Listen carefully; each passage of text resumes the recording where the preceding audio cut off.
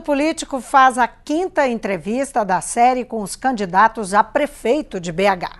Nosso convidado de hoje é Rodrigo Pacheco, de 39 anos, o mais jovem dos postulantes ao cargo. Rodrigo é advogado criminalista, tem 16 anos de profissão e cumpre o primeiro mandato de deputado federal pelo PMDB. Bem-vindo, candidato. Muito obrigado, Vivian. Um prazer estar de novo aqui com vocês.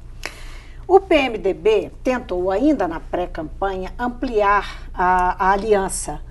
Conseguiu fazer aliança com o PTN e o PSC, mas não conseguiu com o PV e com o PR. O que deu errado? Por que não foi possível? Bom, atribuo isso a uma circunstância muito peculiar de Belo Horizonte nessa eleição, que foi a pulverização de candidaturas. Todos os partidos pretenderam ter candidatura própria.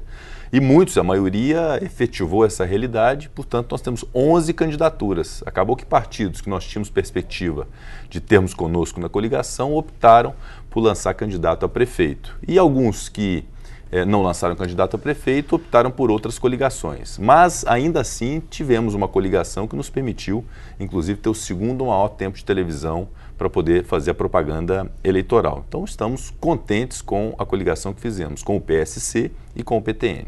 Ainda assim o tempo de TV é pequeno, inclusive para todos os candidatos, até o que tem o maior tempo de TV. Não é pouco mais de 2 minutos. O senhor tem 1 minuto e 40? 1 minuto e 30 e poucos, exatamente, no bloco de 10 minutos. E o senhor é pouco conhecido do eleitorado de Belo Horizonte. Como superar, né, esse nível de desconhecimento com um tempo tão curto de campanha, com um tempo tão pequeno de TV e de rádio? Superar com muito trabalho, com dedicação, sola de sapato e saliva, indo aos 4 cantos de Belo Horizonte para poder realmente levar nossas propostas. Eu sempre tive uma preocupação, Vivi, de me tornar conhecido, mas de maneira consistente. Conhecido pelas propostas, pelo que a gente representa de novidade na política, com soluções para Belo Horizonte, com compromisso com a solução e não com o problema. E isso a gente faz com o trabalho que nós temos feito através de rede social, através da mídia espontânea, como é a da TV Assembleia, através do programa de rádio e do programa de televisão. E das nossas constantes visitas, caminhadas, carreatas, que a gente tem feito Belo Horizonte afora para poder levar a nossa bandeira, a nossa imagem, fundamentalmente, as nossas propostas para BH. Mas o senhor acha que dá tempo? O tempo é curto, o senhor está bem atrás nas pesquisas, enfim, é possível? Eu acho que é possível, sim, eu acho que é possível. Aliás, me surpreende muito, nós estamos com poucos dias de campanha e já houve uma evolução muito considerável. E seguramente nas próximas pesquisas nós já vamos estar pontuando melhor. E a vantagem de se começar lá no começo, baixo nas pesquisas, é que a gente só cresce. Então eu estou muito contente com esse crescimento que a gente tem sentido na população de Belo Horizonte. E nos dias que faltam de campanha, e ainda falta muito chão para a campanha até o final do primeiro turno, que a gente possa então ser conhecido por todas as pessoas de Belo Horizonte. Eu vou dizer uma coisa. Quem conhecer a gente, quem conhecer nossas propostas, vai votar no 15, não tenho dúvida nenhuma. Agora que Michel Temer é o presidente efetivo, está afinal no cargo, em definitivo, o senhor pretende adotá-lo como um padrinho político que tem a oferecer para a cidade, naturalmente, como presidente da República? Normalmente o padrinho é que deve adotar o afilhado, né? Eu não pedirei isso a ele, até porque acho que ele tem uma missão muito importante hoje em Brasília, que é de retomar os trilhos do Brasil, colocar o Brasil realmente na linha de crescimento e desenvolvimento. Eu acredito muito que o presidente Michel Temer possa fazer isso.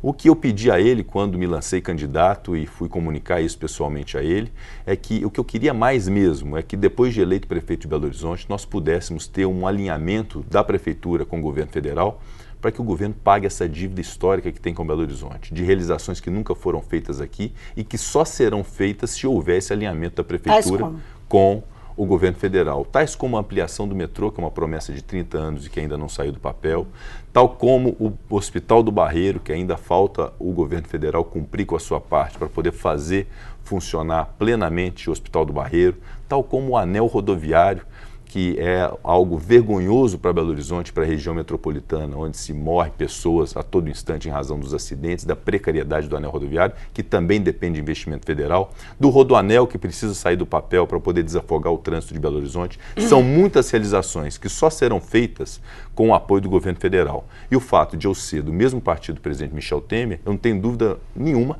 que esse é um grande passo para a gente poder... Essa crise econômica que o país está vivendo, no momento de contenção de gastos, ou pelo menos de promessa de grande contenção de gastos? Mais um motivo para nós termos a inteligência de termos um prefeito alinhado com o presidente da República. No momento de crise em que os recursos são menores, mas há recursos, o orçamento da União não é pequeno, e o orçamento da Prefeitura também não é pequeno, que nós possamos, então, priorizar Belo Horizonte. O cobertor é curto e ele tem que cobrir Belo Horizonte inteiro. E não pode ficar indo só para o Rio de Janeiro, para Salvador, como está indo hoje. Então, nós temos que privilegiar Belo Horizonte nessa relação com o cobertor curto, cobrindo toda Belo Horizonte. Agora, o presidente Michel Temer, ele tem lá os problemas dele, né? Ele tem baixíssima popularidade, ele está enfrentando movimentos sociais organizados, protestos organizados nas ruas. O PMDB está enfrentando investigações da Lava Jato.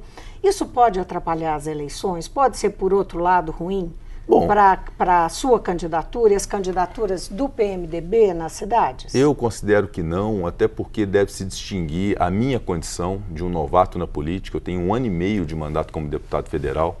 Esses problemas que acontecem com o meu partido em nível nacional, como acontece com outros tantos partidos em nível nacional, isso não me pertence. Eu nunca tive relação nenhuma com essas pessoas ou com esses problemas. Eu estou entrando agora e entro com uma forma diferente de fazer política. Eu acho que eu tenho demonstrado isso nesse 1 ano e meio que eu estou na política com o mandato de deputado federal, o primeiro mandato de deputado federal.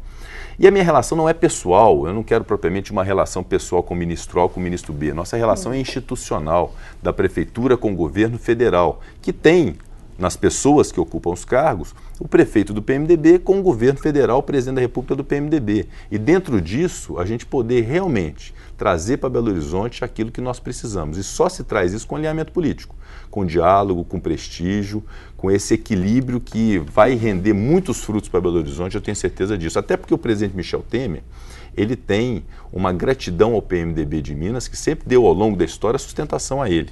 Então ele vai retribuir isso. A única coisa que eu quero que ele retribua não é na minha campanha, porque eu não quero ter padrinho político, eu não tenho padrinho político. Eu quero que ele retribua isso para Belo Horizonte, e coloque Belo Horizonte no topo da lista das prioridades nacionais.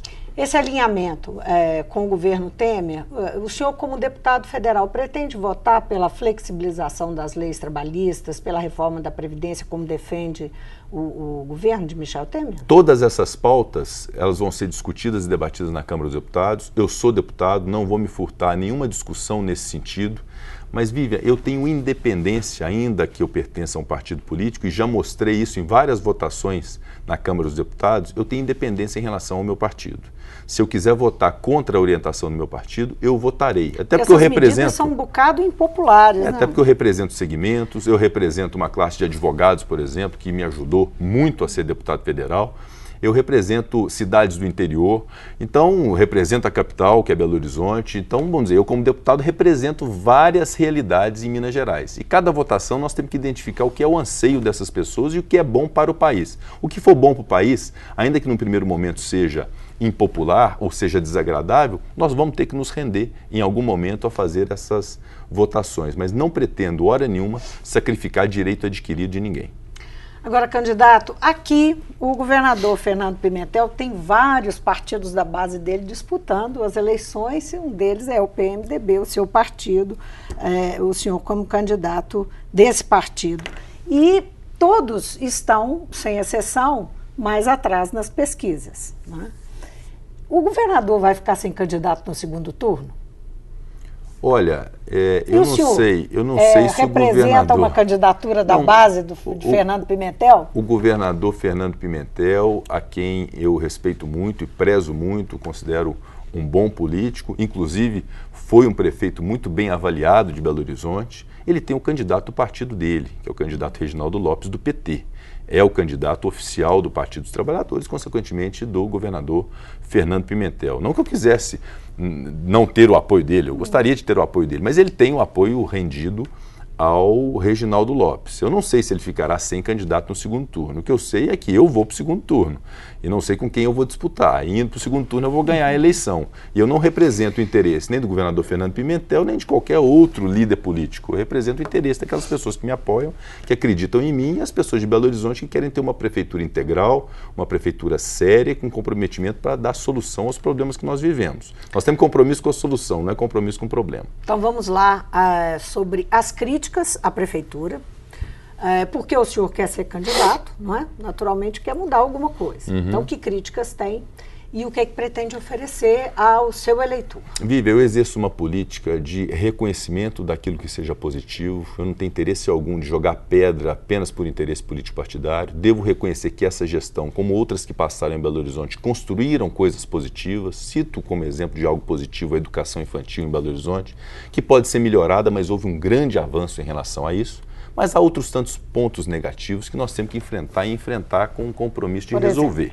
Há o problema da saúde, essa questão do Hospital do Barreiro. É realmente vergonhoso para Belo Horizonte que nós tenhamos um hospital, o Dr. Célio de Castro, lá no Barreiro, com 42 mil metros quadrados, 439 leitos e que funcione só 10% por falta de prestígio político da Prefeitura junto ao Governo do Estado e ao Governo Federal. Há o problema do atendimento médico na saúde, os indicadores são até adequados, o que determina a Organização Mundial de Saúde, mas vai ver a realidade de centro de saúde, de unidade de pronto atendimento, não é uma realidade de atendimento integral às pessoas que precisam do atendimento da saúde. A mobilidade urbana, a despeito do investimento que foi feito no BRT-MOV, que foi um investimento muito grande e que realmente é um projeto que tem que ser dada continuidade, não resolveu o problema da mobilidade urbana. Temos hoje o título de quarto pior trânsito do Brasil. Isso precisa ser resolvido com obras, com engenharia de tráfego e engenharia de obras, para resolver os 150 pontos de estrangulamento de Belo Horizonte, para resolver o problema da irrigação das estações do MOV.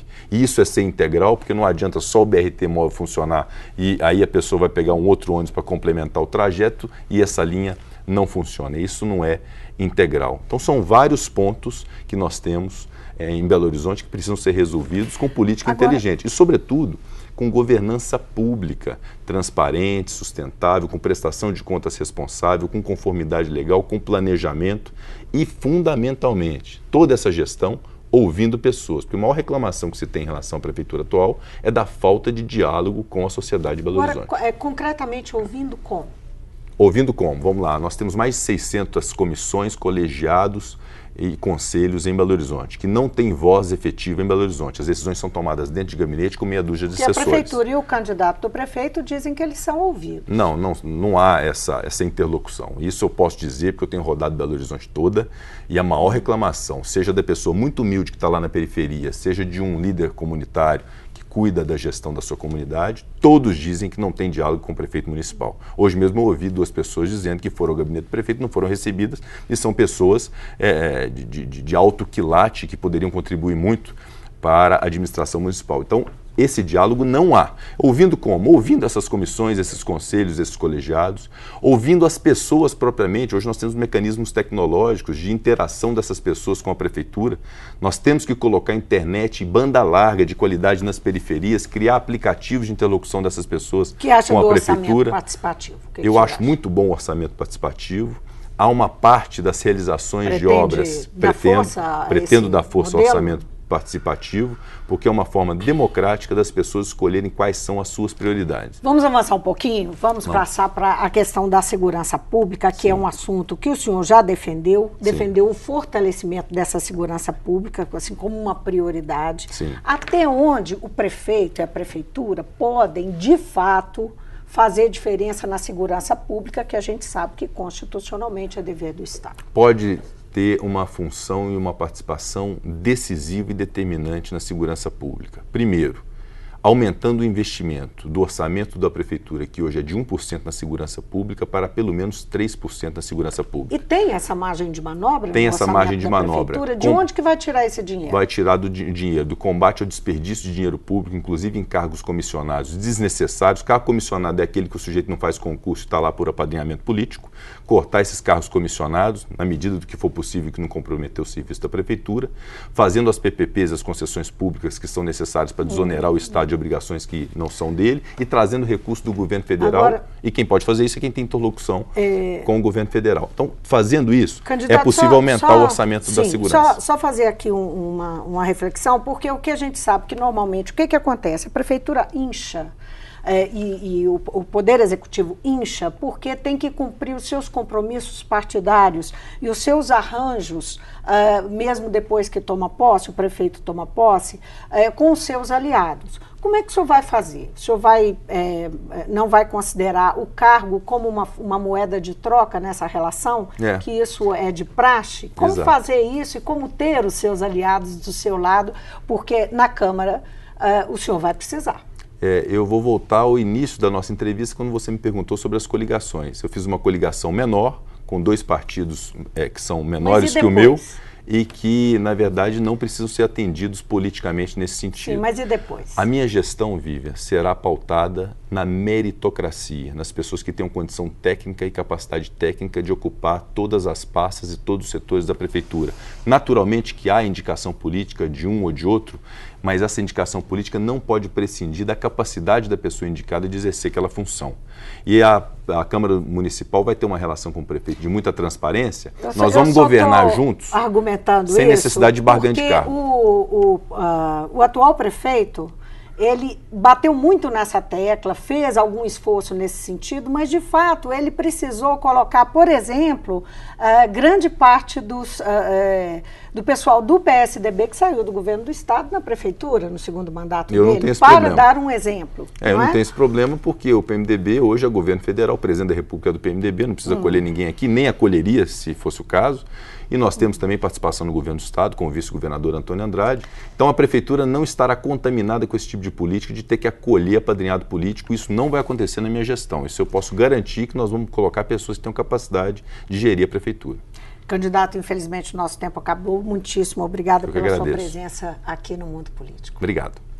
Eu conversei com o Rodrigo Pacheco, deputado federal, Rodrigo Pacheco, do PMDB. Ele é candidato à Prefeitura de Belo Horizonte na coligação que reúne também o PSC e o PTN. Você assistiu à 5ª entrevista da série com os candidatos à Prefeitura. Continue nos acompanhando, que o Mundo Político vai ouvir todos os postulantes ao cargo nos próximos dias. Obrigada pela companhia e até o próximo programa.